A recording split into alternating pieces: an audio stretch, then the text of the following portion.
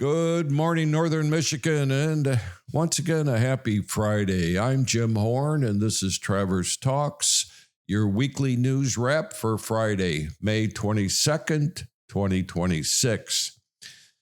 We've got a full plate this week, 2 national stories that hit close to home, and 4 local stories that touch your wallet, your commute, and your community.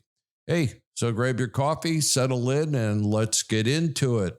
First national story is about summer travel costs.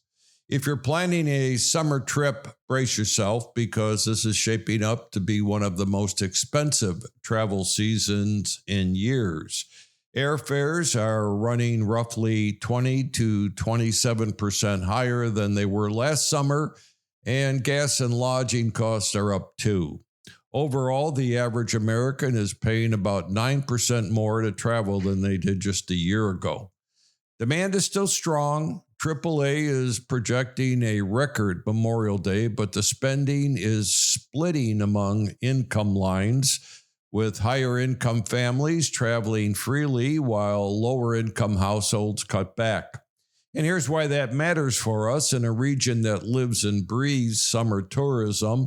The visitors may still come, but tighter budgets could mean shorter stays and fewer dollars spent at our restaurants, our shops, and, of course, our lodging. Our second national story is one to keep an eye on. A proposed federal budget would cut deeply into the programs that protect the Great Lakes. The EPA is facing a proposed overall cut of around 55%. And the 8 Great Lakes states could lose a combined $723 million in clean water funding. That's money that helps for safe drinking and helps prevent sewage overflows and flooding. Research dollars at NOAA, or that's the NOAA, the agency that studies our Great Lakes water levels and weather, are also on the chopping block. And federal infrastructure funding from the 2021 law runs out at the end of this fiscal year. For Grand Traverse County, still digging out from $21 million in April flood damage and a flooding-caused sewage release. That means less federal help for the exact water and flood infrastructure we just watched fail. Now to our local news. We're still living with the aftermath of April's historic flooding. On Tuesday, the Grand Traverse County Road Commission met in front of a packed standing room only crowd and approved repairs on 3 flood damaged roads. To put the scale in perspective, the April floods left more than 200 damaged spots across the county, and the preliminary damage estimate has now climbed past $21 million. The big one is still the Beitner crossing, which failed back on April 14th when the Boardman River crested at historic levels. The county is fast-tracking a replacement, but even on the expedited timeline, that's expected to take at least 6 months. So if Beitner Road is part of your daily routine, plan on that detour sticking around through fall. And our second story, this one's going to cost you a few quarters. Starting Memorial Day weekend, parking in downtown Traverse City gets more expensive. Rates are going up and the enforcement hours are getting longer. From Memorial Day through Labor Day, the meters and pay stations will be enforced from 8 in the morning till 8 at night, Monday through Saturday. So if you're heading downtown to shop, to eat, or to work this summer, keep an eye on the clock and budget a little extra for parking. Our third story is a change at the top in county government.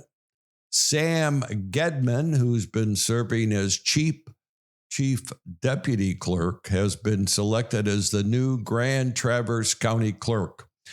Gedman takes over from longtime clerk Bonnie Scheel. Now the clerk's office may not make a lot of noise, but it's one you really rely on consistently It runs our elections, it keeps our vital records like birth and marriage certificates, and it maintains the county board's records. And this leadership change comes during an awfully busy stretch for the county between flood recovery and jail planning. We wish both Sam Gedman and Bonnie Shield all the best in the transition. And of course, let's end on a bright note. This week, the Great Lakes Children's Museum launched the first phase of a new initiative called Healthy You. They partner with the Grand Traverse Community Foundation, Munson Healthcare, and Northern Shores Dental Group. The idea is to help kids build lifelong healthy habits, both physical and mental, through play. For this first phase, the museum transformed its popular playhouse space into something they're calling the Curiosity Clinic, a neonatal themed play area. If you've got little ones, it's a fun, hands-on reason to visit the museum down on the bayfront. And that's your weekly news wrap for Friday, May 22nd. So here's a quick recap.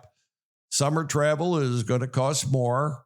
Federal Great Lakes funding is at risk. Our flood recovery rolls on. Downtown parking goes up Memorial Day weekend. We've got a new county clerk in Sam Gedman, and the Children's Museum has something new for kids.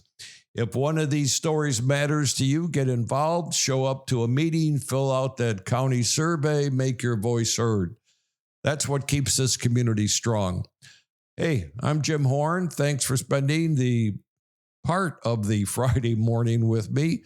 Take care, each of you up here, and we'll talk to you next week right here on Traverse Talks.